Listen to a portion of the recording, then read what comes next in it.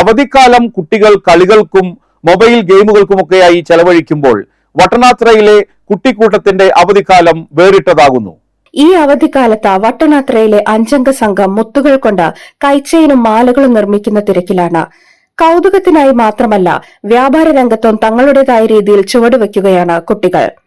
Chrislin Sobi, Celine Sijo, Lisbeth Maria ഗിറ്റോ, സന Jomy, Savio Sijo Manjaly എന്നീ വിദ്യാർത്ഥികളാണ് പുതുമ നിറഞ്ഞ മാതൃകാ പ്രവർത്തനം നടത്തുന്നത്.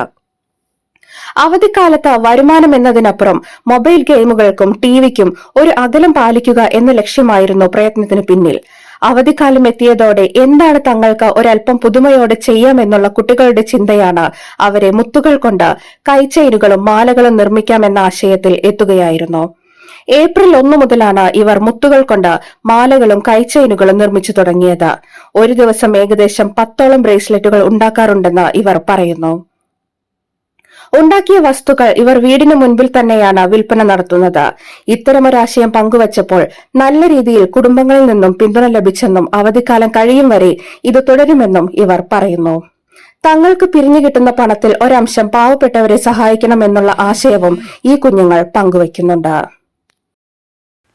അപ്പോൾ ഞങ്ങൾ ഇവിടെ നടത്തുന്നത് ഒരു കുഞ്ഞു കടയാണ്. ഇവിടെ നമുക്ക് ബ്രേസ്ലെറ്റ്സ് ആണ് വിൽക്കാൻ പോകുന്നത്.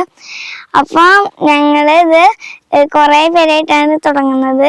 ഞങ്ങൾ ഫുള്ള് ഫ്രണ്ട്സാണ്. ഇവിടെ അടുത്തടുത്തുള്ള കുറച്ച് കൂട്ടുകാരും. ഞങ്ങൾ ബ്രേസ്ലെറ്റ് വെക്കേഷനിൽ TV ഒക്കെ കണ്ട് അടുത്തപ്പോൾ തുടങ്ങിയതാണ്. വെക്കേഷനിൽ ബോറടിച്ചപ്പോൾ തുടങ്ങിയതാണ്. പൈസ ഇവിടെ ബ്രേസ്ലെറ്റ് അങ്ങനെ ഉണ്ടാക്കണ്ടെങ്കിൽ കുറേ സാധനങ്ങൾ ഉണ്ടാക്കാനാണ് വിചാരിക്കുന്നത്. ഞങ്ങളിങ്ങനെ TV കണ്ടുകൊണ്ടിരിക്കുമ്പോൾ സെനിയും ചില്ലും വന്നിട്ട് പറഞ്ഞു നമുക്കൊരു ബിസിനസ് തുടങ്ങിയാലോന്ന്.